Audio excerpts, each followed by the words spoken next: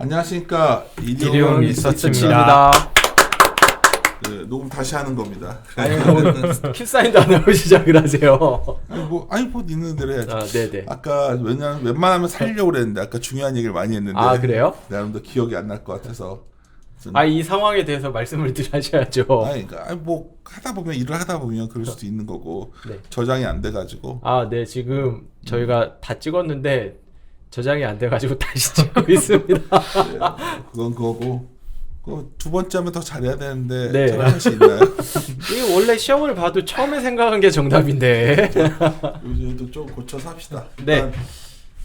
이 자료는 지난 화요일 날 우리 전략팀에서 이제 하우스뷰를 낸 거죠. 확인하고 사도 된다. 자료가 왜 안 뜨나요? 예, 떴나요? 예. 그래서 그날도 아까 이 얘기를 좀 한참 했었는데 이제 짧게 가야죠. 이제 네. 생각이 정리되니까 더 쉽네. 월요일 날 저희가 자료 최종 나가기 전에 이제 모여가지고 이제 야, 제목이 좀 그렇다. 그날 왜 그랬냐? 상황 설명하면 미국이 강하게 올라서 끝났기 때문에. 맞습니다. 저는 급격히 갈 때 같은 제 마음은 제목이 좀 또 우리 조종 맨날 너무 외치는 것 같은데 그렇지 말자 했더니 그래도 이거는 쉬어간다. 이유가 뭐였냐면 결국 실적 시즌이 자신 없다. 네. 이거였습니다. 그러니까 이번 실적 시즌이 그렇게 좀 자신 없고 또 하나 이제 몇 가지 이제 염동찬 연구원이 이제 말을 해주겠지만 그런 부분들 그래서 확실한 것들만 좀 하고 아까 이제 베타 전략을 이제 우리 정다운 연구원이 해주는데 그 감안했을 때 좀 반도체나 이런 거를 좀 가자는 거였죠. 그래서 이 자료는 이제 파트 1은 저희 전략 스트래티스트와 이코노미스트가 어떤 전체 시장 전략과 그걸 뷰를 제시했고 사실 그 바탕이 되는 두 명의 우리 퀀트, 염동찬 퀀트와 우리 정다운 퀀트가 이 왜 그렇게 생각하는지 어떤 데이터를 제공해 준 거죠. 그런데 그 오늘은 좀 며칠 좀 염동찬 연구원이 너무 바쁘셔가지고 시간이 안 되신다. 네. 오늘도 재녹음 내일 할까 되게 바쁘시다 그래서 어떻게 지금 다시 합니다. 근데 이제 컨텐츠한테 파트 2를 할 겁니다. 그래서 파트 2에서 알파랑 베타를 나눴는데 뭐 엄청나게 이번에 차별화되어 있지는 않지만 장기적으로 보면 이제 알파 전략과 베타 전략을 다 같이 저희가 추구한다는 측면에서 말을 했고요. 제목은 이베스트의 선택, 두 번째 퀀트의 선택을 해가지고 두 분 모시고 시작하겠습니다. 먼저 인사드리겠습니다. 윤센 윤조입니다. 네, 퀀트 염동찬입니다. 퀀트 정다운입니다. 네. 그럼 페이지로 넘겨갈까요? 이게 오늘 계속 한번 왜 안 넘어가죠? 예. 아까 한번 뻥났던 신경질적으로 제가 말하고 있는 게 티가 나십니까? 제가 감정을 못 갖추는 게 저의 단점이라서 직원들이 저랑 있는 걸 힘들어합니다. 네, 그래요. 28페이지부터 28페이지, 29페이지죠. 네네. 그래서 알파 전략 제목은 신기해. 이제 불안한 어닝 시즌을 맞이하는 법. 네. 아마 이게 가장 중요한 포인트가 아닐까 싶은데. 네. 우리 염동찬 연구원 시작하시죠. 네, 말씀을 드리면은요, 이제 이번 자료에서부터는 매달 퀀트에서는 알파 전략과 베타 전략 이 두 가지를 나눠가지고 말씀을 드릴 건데요. 알파 전략 같은 경우에는 좀 포트폴리오 전략보다는 좀 종목 측면에서 뭐 이렇게 절대 수익률을 추구다 한다라고 말씀을 드리고는 있는데 정확하게 그거보다는 좀 시즌별로 혹은 이 이벤트와 관련돼 가지고 성과를 얻을 수 있는 종목들을 골라내는 아이디어를 좀 찾아보자 라는 아이디어로 정리하고 있고요. 베타 전략 같은 경우에는 포트폴리오 전략이죠. 뭐 시장에 비해서 좀 더 많은 성과를 내던가 혹은 시장이 떨어지는 국면에서 플러스를 내던가 이렇게 손실을 줄이던가 이런 전략을 위주로 하고 있습니다. 저는 알파 전략 좀 이벤트라든지 뭐 사건이라든지 일회성 요인이라든지 이런 거 위주로 정리를 하고 있는데요. 이번 자료에서 말씀드리고 싶은 거는 어닝 시즌과 관련된 전략입니다. 어닝 시즌 같은 경우에는 1년에 4번 있는 굉장히 중요한 이벤트인데 보통 이번 3분기 실적 같은 경우에는 10월 말과 11월 초에 이 실적 발표가 예정되어 있다라는 거죠. 근데 이 실적이 지금 제가 봤을 때는 굉장히 불안한 구석이 많다 이런 말씀을 드리고 있습니다. 어떤 거냐면요. 먼저 전 세계적인 측면에서 봤을 때 한국 같은 경우에는 12개월 포워드 EPS가 지금 연초 대비 수준까지 회복을 한 상태입니다. 연초 대비 12개월 포워드 EPS가 회복을 했다라는 건 어떤 의미냐면은 코로나 사태 이전까지 이익 전망치가 올라왔다라는 거죠. 어떻게 보면은 이 굉장히 긍정적인 실적 흐름을 보이고 있다는 건데 어떻게 보면은 또 너무 과도한 거 아니냐라는 생각을 할 수 있다라는 겁니다. 오른쪽에 있는 차트는 뭐 미국이나 유럽이나 일본이나 중국의 12개월 포워드 EPS를 정리를 한 건데요. 어떻게 보면은 전 세계에서 가장 주식시장이 강했었던 시장은 미국이었는데 미국조차도 지금 연초 대비 12개월 포워드 EPS는 연초 수준을 회복하지 못하는 상황이에요. 근데 한국 같은 경우에는 연초 수준을 회복했다라는 거고요. 이거는 올해 이익이 하향 조정이 안 됐다라는 의미가 아니라 내년도 이익 추정치가 굉장히 긍정적으로 형성되어 있다, 이런 의미로 보셔야 됩니다.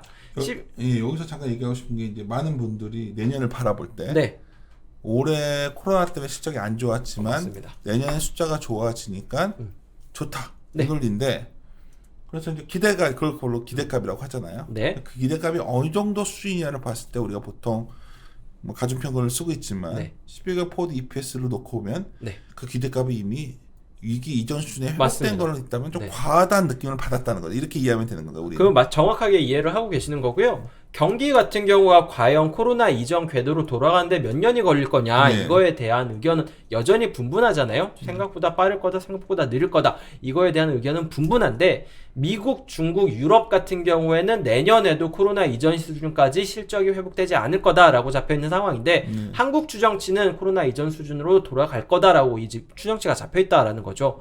어떻게 보면은 좀 너무 낙관적인 거 아니야? 라는 생각을 할 수 있게 만드는 부분. 여기서 또 하나 포인트는 중국이 어쩌면 코로나 종식 선언을 했고, 네.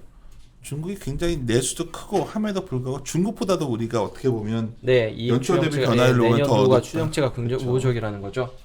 어떻게 보면은 결국 전 세계적인 수준과 비교할 때 이익 추정치가 굉장히 빠르게 상향 조정되고 있는 거고, 이 상향 조정되는 거 같은 경우에는, 아니 하향 조정이 안 되는 거는 올해보다는 내년이 이익 추정치가 좀 덜 되고 있다라는 건데요. 이건 어떤 의미냐면은 12개월 포워드 EPS에서 올해 이익 추정치가 바뀐 거를 좀 빼준다면은 결국에는 내년도 이익 추정치가 들어오면서 12개월 포워드 EPS가 올라간 거 설명해 주는 부분인데요. 이걸로 보면 한국은 굉장히 상위권에 있다라는 거죠. 결국 지금 12개월 포워드 EPS가 올라간 거는 내년도 EPS 그로스가 굉장히 높을 거다, 이것과 두 번째, 내년도 EPS가 연초 대비 하향 조정이 좀 덜 됐다, 이 두 가지 요인이 합쳐졌기 때문이라는 겁니다. 어떻게 보면은 내년의 실적에 대한 기대감이 더 많이 반영됐기 때문에 12개월 포워드 EPS는 전 세계에서 가장 강한 수준이라는 거죠. 연초 대비 EPS가 지금 플러스 영역까지 들어온 국가가 전 세계 주요국 중에서 두 개밖에 없습니다. 한국이랑 남아공이라는 거죠. 그러니까요. 대부분의 뭐 선진국이든 이머징이든 연초 대비 이익 추정치는 아직 마이너스 영역인데 한국은 어떻게 보면 조금 좀 과도하게 낙관적인 거 아니냐, 이런 생각을 하게 만든다는 거죠. 여기서 이제 아까는 이 부분을 놓고서 좀 긴 얘기를 했던 것 같은데 없어져서 아무도 몰라요. 갑자기 기억이 가물가물하지만 대략 이런 내용을 갖고 우리가 흥미로운 얘기를 했었어요. 네. 오히려 명확하게 것도 좋은데요, 다시 하니까. 근데 첫 번째는 우리가 무슨 얘기를 아까 나눴냐면, 최근에 프리뷰 자료들이 나오는 걸 이제 검토를 해보면 우리나라 기업들, 어떤 기업들은 마케팅 비용을 좀 많이 써서 또 있고, 또 숫자가 막상 또 안 나오는 것들도 있고, 그래서 전반적으로 프리뷰를 보면 약간 안 나온다는 느낌인데 TP 조정들은 많이 안 되는 상황. 그러니까 쉽게 말해서 내년을 좋게 보니까 굳이 막 고칠 거, 약간 포워드 EPS가 높게 형성된 이유 중에 하나일 것 같은데. 보통 그리고 주가가 올라갈 때는 EPS를 하향 조정을 좀 잘 안 하거든요. 왜냐하면 주가가 올라와 있으니까 이거를 좀 겹치기가 힘든 상황이에요. 근데 그래서 정다운 연구원 같이 있으니까 하는 말인데, 흥미로운 지점은 이번에 미국의 실적 시즌이 딱 시작하면서 뭔가 미국은 실적 시즌에 좀 오히려 굉장히 가이던스 같은 걸 중요하게 내놓잖아요. 네, 실적 맞습니다. 전에도 많이 반영을 하고. 네네. 근데 우리가 첫날 잊지 못하는 게 결국 금융주들이 네.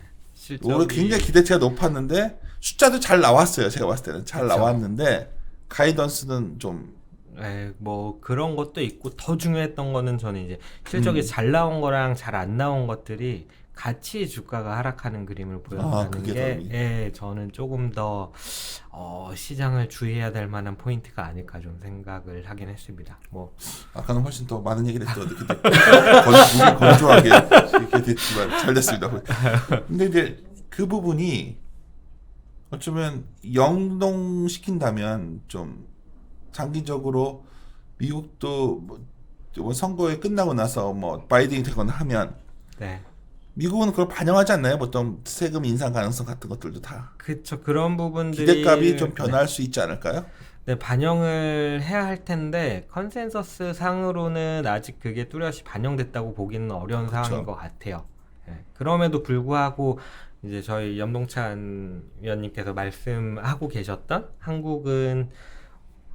한국이 다른 나라에 비해서 높다라고 얘기를 해주셨는데, 그럼에도 불구하고 미국은 19년이랑 21년이랑 EPS가 크게 차이가 안 나는 상황입니다. 그러니까 한국이 그만큼 더 높게 보고 있고, 물론 그런 차이는 있죠.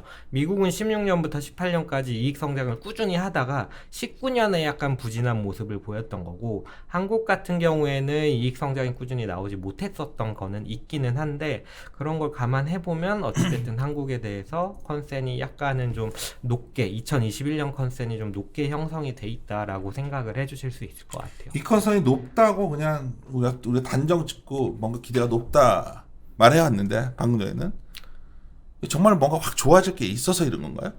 일단 내년도 같은 경우에는 삼성전자 실적이 크게 개선될 거다라는 기대감이 잡혀 있습니다. 왜냐면은 반도체 업황 같은 경우가 좋으면서 2018년 실적 같은 경우에는 그 한국 기업은 사상 최고였고요. 2019년 같은 경우에는 업황이 악화되면서 180조 원이었던 영업이익이 120조 원까지 거의 3분의 1 토막이 날아가는 상황이었어요. 당연히 그렇다면은 2020년은 이것보단 나아지겠지라고 생각을 했는데 예상 못한 코로나 사태를 맞은 거고요. 이런 상황에서 삼성전자 실적이 잘 나왔잖아요. 그러면은 2021년에는 삼성전자가 뭐 2017년, 18년처럼 뭐 반도체 호황은 아니더라도 최악의 국면만 벗어난다면 이것보단 나아질 거다라고 생각을 하고 있는 거죠. 17, 18년에 순이익 기준은 한 140조가 썼나요? 140조까지는 안 됐습니다. 그래요? 네. 얼마인지 기억이 잘 안 나요. 100조 원 근처였습니다. 네. 그렇죠. 숫자가 헷갈리시네. 140조가 뭐였지? 그러면 영업이익이었나? 헷갈리네.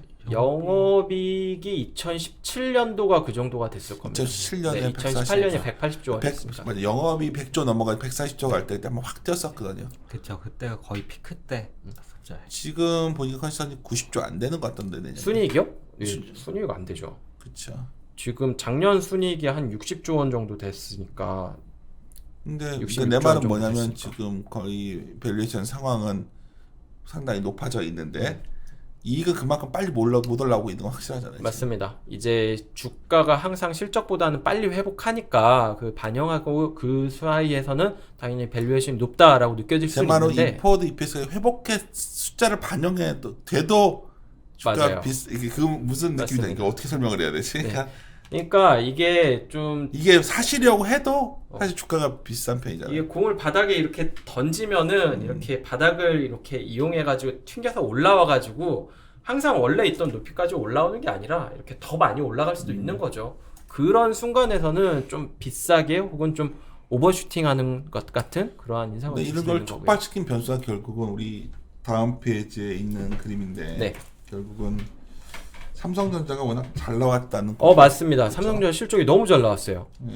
어떤 거냐면은 7월을 이제 바닥으로 해서 코스피 200 같은 경우에는 영업이익 추정치가 최근에 좀 올라오고 있습니다. 7, 8, 9월 뭐 이렇게 10월까지 하면은 이익 추정치가 올라왔는데 이익 추정치 올라온 거를 브렉다운해서 보면은 거의 대부분을 삼성전자가 설명을 하고 있어요. 삼성전자 실적이 당연히 한국 전체 기업 실적에서 차지하는 비중도 높고요. 그러다 보니까 이익 추정치가 빠르게 삼성전자가 올라가면은 한국 전체 이익 같은 경우에는 올라가는 것처럼 보이기는 하는데 코스피 200에서 삼성전자를 빼고 199개 기업으로 보면은 이익 추정치 상향 조정이 거의 이루어지지 않았고 오히려 10월에는 하향 조정됐다라는 거죠. 그 얘기는 뭐냐면은 이익 추정치가 올라간 것 같기는 하지만 이건 대부분 삼성전자가 끌고 올라간 거고요.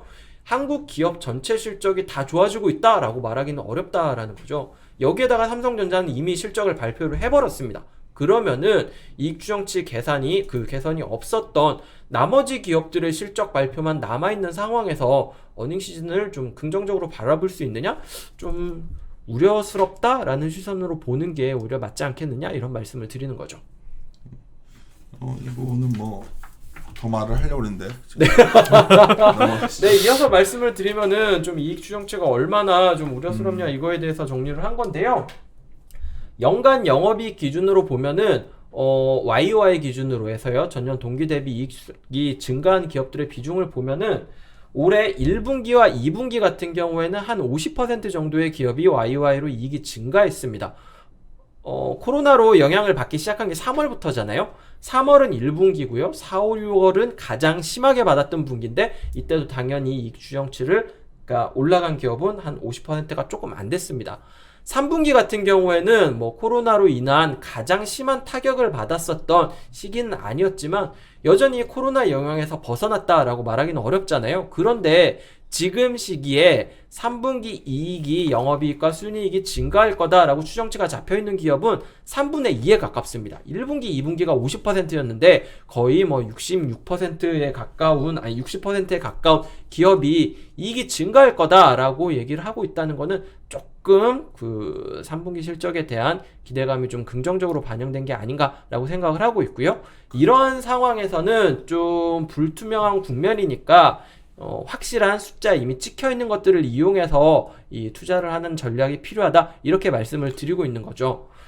그린 66과 67을 딱 보기에도 네. 3분기가 이제 우리가 3분기 실적을 지금 시작했잖아요. 네. 뭔가 좀 기대에 못 미치겠다 생각이 딱 드는데요. 예, 일단은 좀 추정치를 아까 말씀드렸던 것처럼 시장이 좋으니까 못 내렸어요. 연간 1, 2, 3, 4분기로 보면은 3분기 실적 하향 준용이 제일 적었습니다. 이러한 상황이다 보니까 조금 조심스럽다 이런 말씀을 드리는 거죠. 그러니까 뭐 그래요. 그래서 나온 전략이 알파 전략은 결국 네. 잘하는 애들 하자. 아까 이게 되게 재밌게 썼는데 왜 기억이 안 나지? 근데 중요한 건 네. 연속 좋아진 거. 여기서 재밌는 경우가 나오는데 바퀴벌레가 여러 번 나온 집에서는 한 번 더 바퀴벌레가 나올 확률이 높다. 그게 어떤 거냐면은요. 이게 통계학, 이게 베이즈 통계학 배우면은 이게 초반에 나오는 얘기 비슷한 건데요. 이게 어려운 말 나오죠? 이게 동전을 이렇게 던지는 실험을 이렇게 한다고 하면은 만약에 동전을 5번을 던졌는데 5번이 다 앞면이 나왔다라고 생각을 해보세요. 6번째 동전은 확률이 어떻게 될까? 앞면이 높을까? 뒷면이 높을까? 동일할까?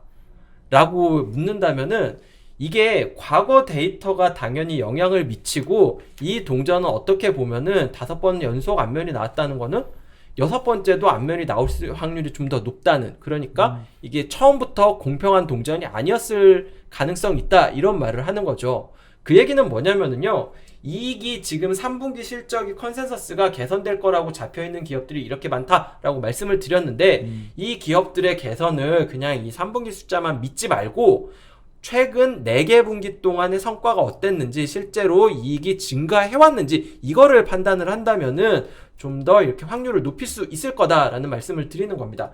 과거에 실제로 이익 증가가 한 번 나왔었던 기업이나 2번 나왔었던 기업이나 3번, 4번 나왔었던 기업이랑 비교를 해보면은 여러 번 이익이 증가했던 기업이 이 다음 분기에도 이익이 좀 개선되는 모습을 보일 확률이 높다라는 거죠.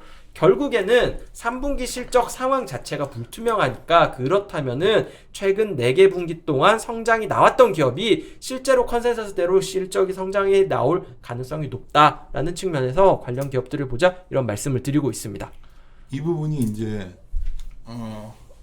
자꾸 아까 진지하게 논의했던 부분인데 다시 네. 한번 진지해질지 모르겠지만 네.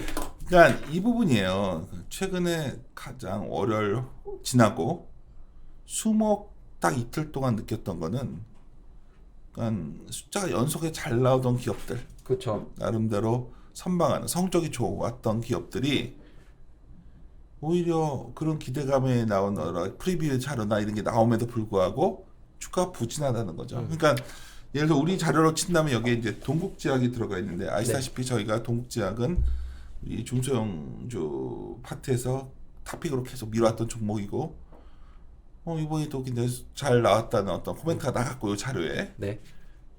그럼에도 불구하고 주가는 부진한데 제가 흥미있는 아이디어는 이 종목은 나갔기 때문에 제가 컴플 때문에 이 종목만 말을 한 거고, 이 외에 여러 가지 연속적으로 실적이 괜찮았던 기업들이 이번 실적 시즌은 좀 오히려 더 주춤해지고 있는 느낌. 그러니까 이건 뭘까? 좋은 게 잘 못 갈 때는 좋은 건 알겠는데 그렇게 리즈너블한 프라이스는 아니라 보는 거지. 그러니까 뭔가 차익 실현을 차익 하고 실현을 하고 싶은 거죠. 이게 강해진 거 아니냐는 생각이 확 들었거든요. 그렇죠. 이게 어떻게- 미국에서도 그런 모습이 아, 나타나는 게 애플이 신제품 발표를 했던 9월 달 그리고 바로 어제였나요? 그제였나요? 예. 그때 신제품을 발표하고 나서 주가는 오히려 부진한 모습을 보였어요. 그리고 이제 아마존 같은 경우도 이번에 아마존 프라임데이 진행을 하면서 엄청 좋았잖아요. 40% 이상 매출이 증가할 거다라고 예상을 했는데 그럼에도 불구하고 빵 종목이라는 거는 사실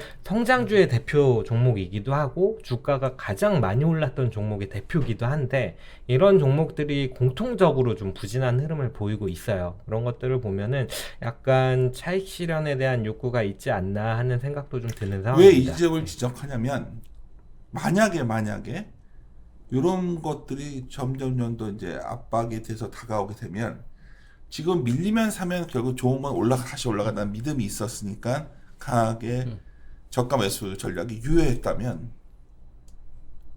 이게 굉장히 꼬여가고 있는 게 아닐까는 예를 대표적인 뭐가 있을까요? 뭐 우리 코로나 시대를 주도했던 뭐 네이버 뭐 이런 것들 카카오? 있겠죠. 뭐 카카오 뭐 이런 기업들을 위시한 그리고 아까 우리 웃으면서 얘기했던 무슨 풍 제약도 있잖아요.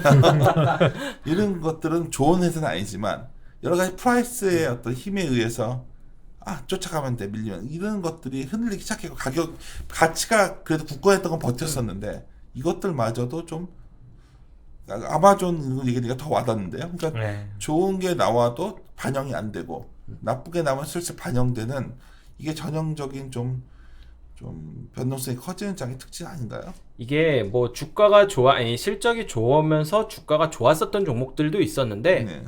최근 4개 분기 동안 실적은 좋았는데 주가는 그닥 반영되지 않은 기업들도 있었으니까 지금 상황에서는 오히려 이런 기업들 약간 소외됐으면서도 실제로 실적은 좋았었던 기업들 이런 기업들로 들어가는 게 어떻게 보면 불확실한 어닝 시즌에서 적절한 대응이 될 수 있다 이런 말씀을 드리는 거죠. 그래요. 요게 아까에 비해서 되게 짧아진 것 같은데. 뭔가 우리가 많이 얘기를 했는데 아까 굉장히 두서없이 우리가 떠들었잖아요. 근데 결론은 포워드 EPS가 좀 과한 느낌인데 과한 이유는 내년 추정치에 기대감이 너무 많다. 그렇죠. 그래요. 그래서 더 뒤에 이제 그 종목들 얘기로 정리하신 거죠 네네네. 지금. 뭔가 염두대고 되게 아쉬워하는데 아니요. 내일 우리 우주항공 얘기할 때 맞아 푸시다. 저 우주 항공도 하고 내일 뭐 저것도 하고 뭐 많네요. 계속 녹을 때 지쳤는데 우리 그러면 여기서 마술을 합시다. 잠깐 뿅 하면은 자리가 바뀌어져 있을 겁니다. 어제도 이렇게 했어요? 그러니까 기술상의 한계야. 스톤드 한계. 개그 프로그램 나오잖아요. 이게 너무 스웨이트. 90년대 괜찮아. 빨리 진행해. 피곤해. 시작. 네. 자리가 편집돼가지고 놀랍게 딱 바뀌어 있었거든. 왜 이렇게 창피해하는 겁니까? 이것도 하려면 이거 광고 아닙니다. 제가 되게 좋아하는 영양갱인데 굳이 이걸 왜 하나 재미도 없잖아 지금. 너무 양갱. 그래요.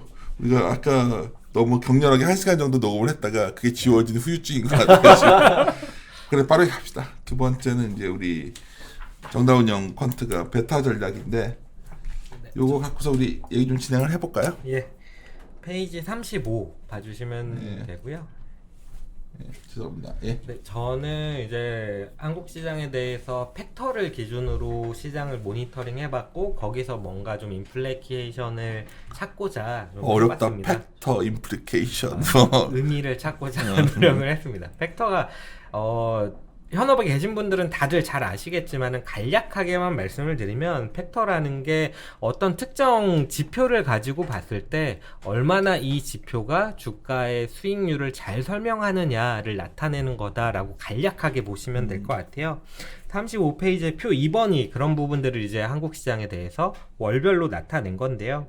여기서 가장 특징적으로 나타나는 두 가지가 밸류에 대한 거. 그러니까 쉽게 말하면 PER, PBR, 뭐 PSR, 캐시플로우 이런 것들이라고 생각을 해주시면 좋을 것 같고요. 가치주라고 말하는 것들이 부진했던 게 바로 이 밸류 팩터들이 부진했던 걸로 나타난다라고 보시면 될 것 같아요. 독특한 게 밸류 팩터가 월별로 잠깐 반짝할 때가 있는데 네. 지속성이 없었어요. 예, 맞습니다. 이번에도 9월에 반짝했는데 많은 네. 분들이 가치주의 기한을 외쳤지만 이게 지속 가능한지는 아직도 잘 모르겠다는 거죠.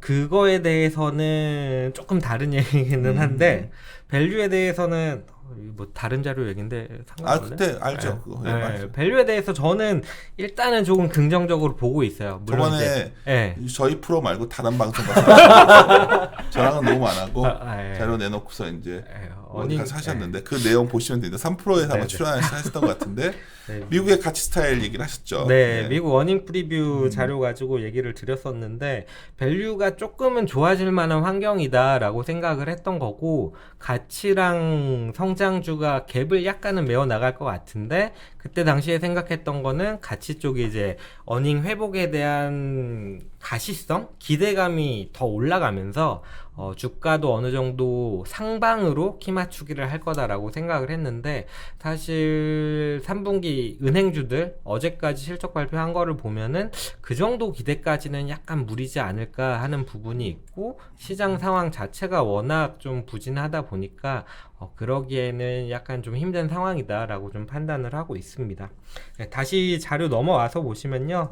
두 번째 특징적인 게 5월부터 한 8월 정도까지 그러니까 코로나 이슈가 터지고 4월에는 주가가 코로나 저점에서 가파르게 반등하던 타이밍이고요. 그 이후로부터 보면은 어닝 그로스에 대한 종목 차별화 그러니까 어닝 그로스가 높은 이익 그로스가 높은 종목들이 주가가 좋았고 그리고 또 프라이스 모멘텀 그러니까 주가가 얼마나 꾸준히 잘 올라왔느냐 이런 종목들 잘 올라온 종목들이 더 잘 갔다 이런 시장이었다라고 보시면 될 것 같아요.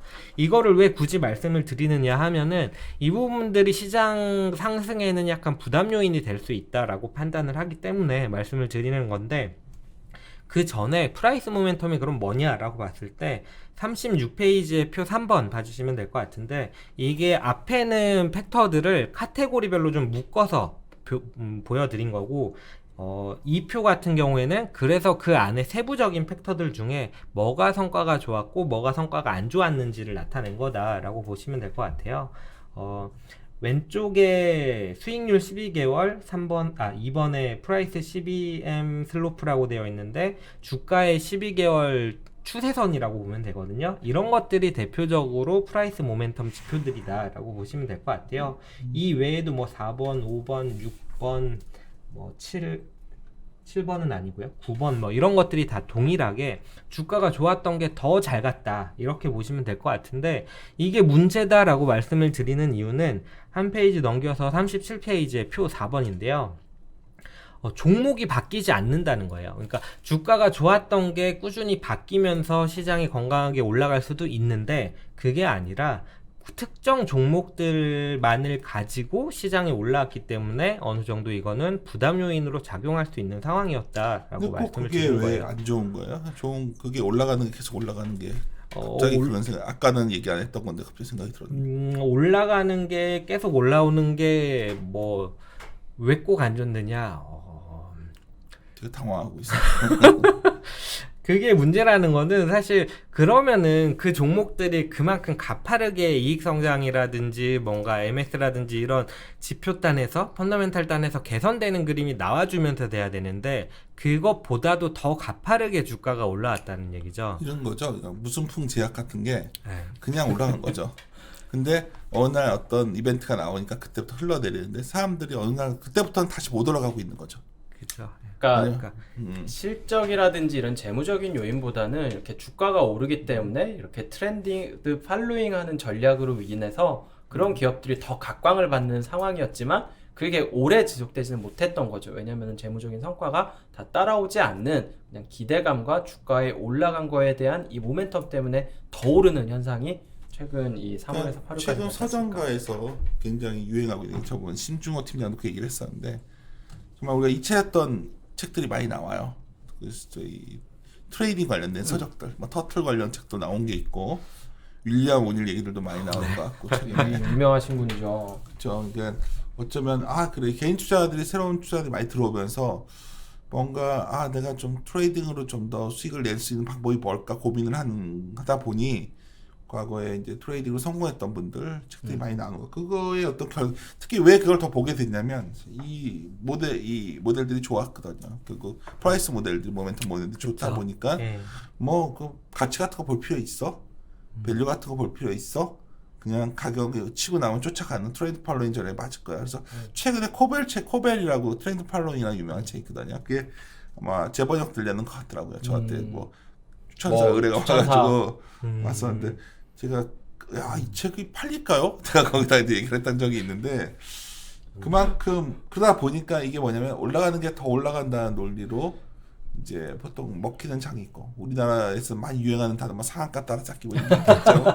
근데 이제 이랬을 때 저희가 이제 항상 고민하는 게 결국 그래도 어느 정도의 가치와의 괴리는 너무 벌어지면 안 된다는 그러다 보니까 일방으로 가는 것도 좀 흔들리는 것 같고 여기 보면 뭐 이런 것들도 있어요. 아까 연장선상에서 얘기를 드리는 건데 리노공업도 상당히 흥미로웠어요. 저는 어제 이제 자료가 나왔고 제가 관행적으로 리노공업은 너무나 오랫동안 10년 전부터 정홍식 파트장이 말하던 종목이어가지고 자료 나오면 웬만하면 제가 좋다고 얘기하는 종목인데 근데 녹음하기가 좀 버겁다. 왜냐면 최근 분위기가 이러다 보니까 좀 또 너무 근데 이런 잘 나와도 주가가 계속 트렌드 팔로잉으로 갔던 종목들마저도 뭔가 주춤. 그래서 아까 차익 실현이 아닌다는 그쵸. 생각이 좀 들더라고요. 좀 그래서 재밌었는데 이 얘기 넘어가시죠.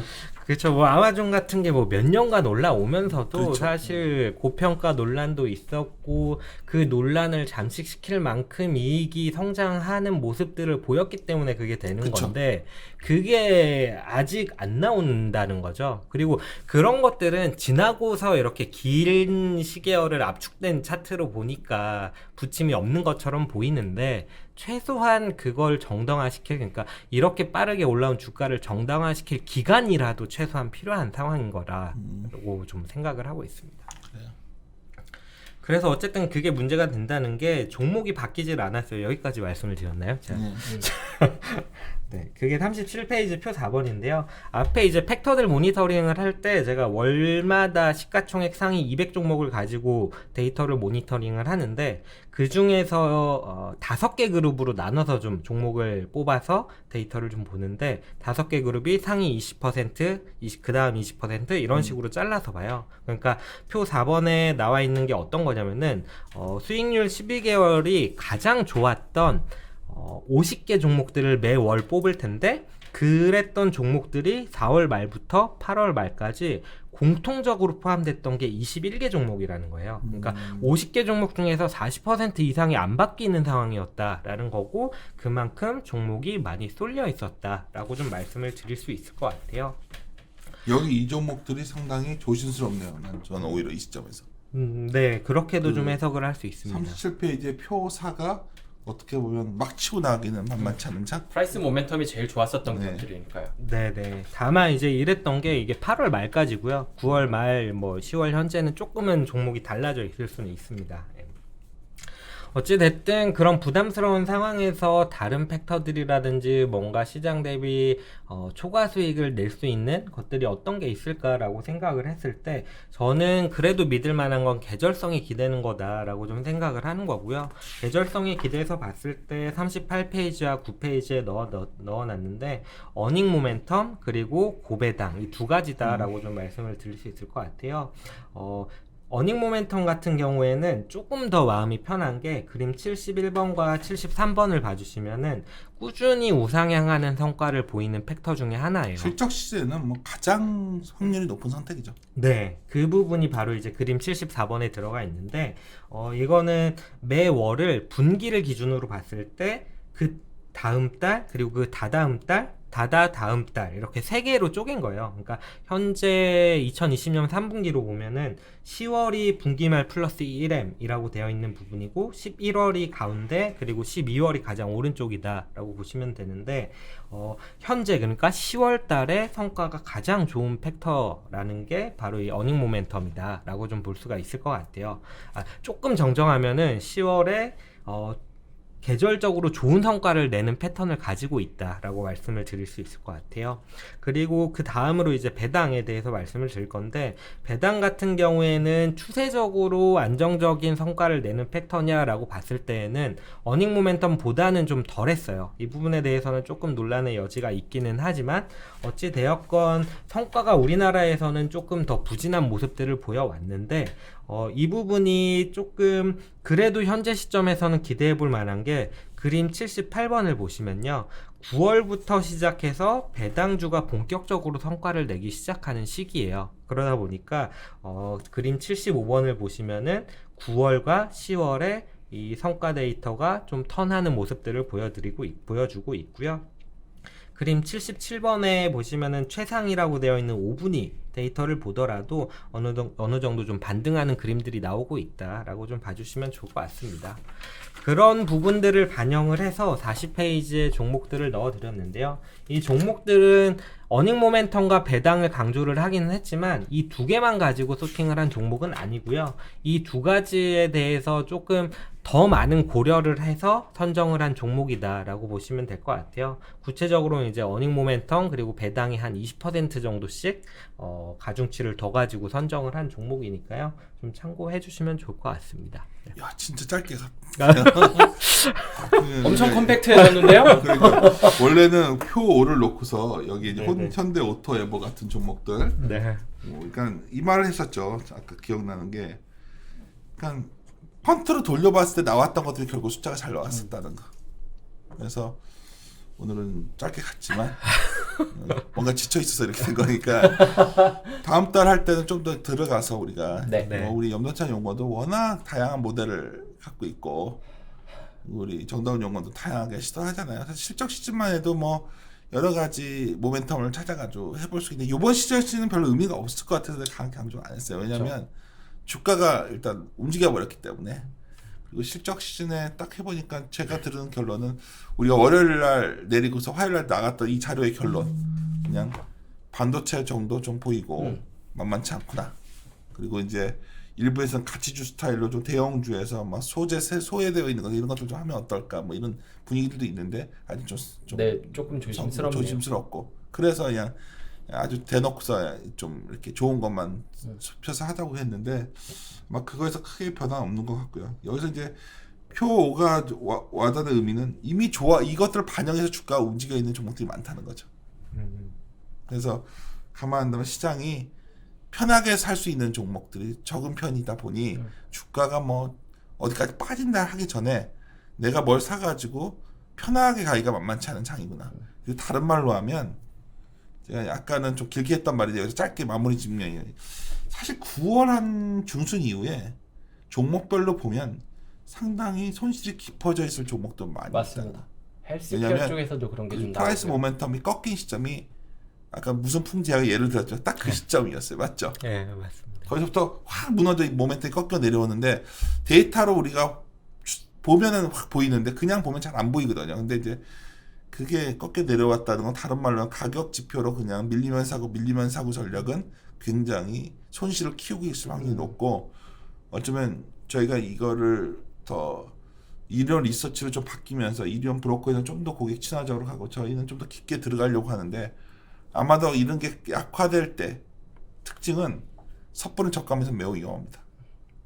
이거를 뭐 제가 긴 시간 설명드리긴 그렇지만 그게 진행형인 것 같아서 지수는 잘 안 빠져도 지수가 오늘 어떻게 끝났는지 정확히 모르겠지만 리다 좀 반등했다고 하는데 하여튼 그런 부분을 감안해서 적응해야 되지 않나.